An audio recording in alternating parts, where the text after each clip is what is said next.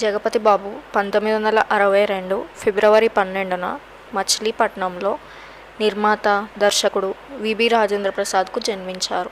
అతను తెలుగు సినిమాల్లో పనిచేయడానికి ముందు తమిళనాడులోని చెన్నైలో పెరిగాడు.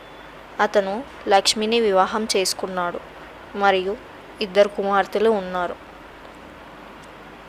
బాబు తన తండ్రి నిర్మించిన సింహ స్వప్నం సినిమాతో తెలుగులోకి అరంగేట్రం చేశాడు మరియు వి. మధుసూదనరావు దర్శకత్వం వహించాడు.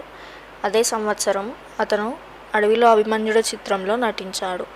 1992లో విడుదలైన పెద్దరికంతో అతని మొదటి కమర్షియల్ విజయం వచ్చింది.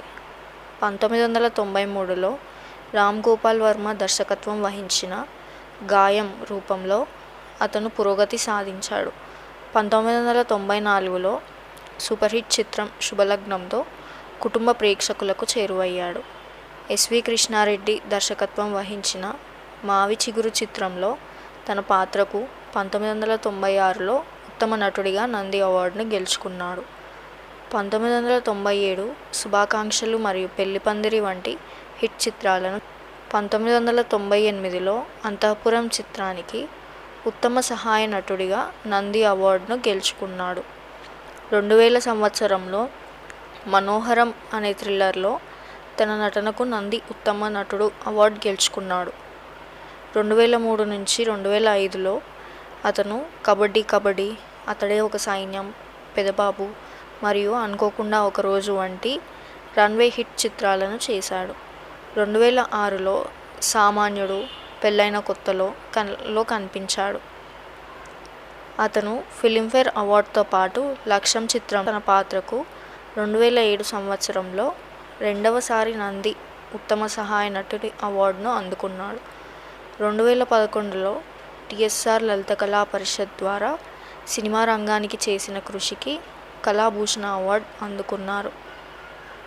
అతని మొదటి తమిళ చిత్రం మద్రాసి మరియు 2012లో అతను తమిళ చిత్ర తాండవంలో ప్రతినాయకుడిగా కనిపించాడు.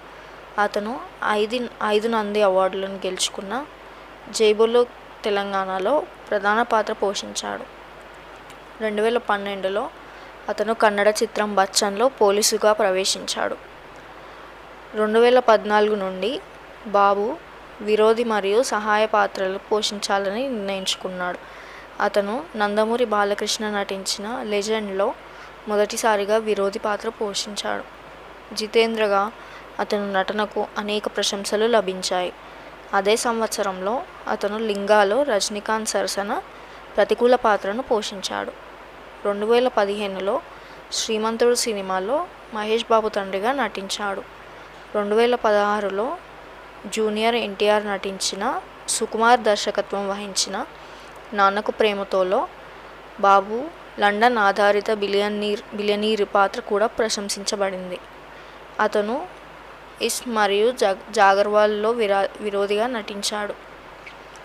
మలయాళ చిత్రం పులి మురుగన్లో మోహన్ లాల్ సరసన కూడా నటించాడు. 2017లో రారుండై వేడుక చూద్దాం చిత్రంలో నాగచైతన్య తండ్రిగా నటించాడు.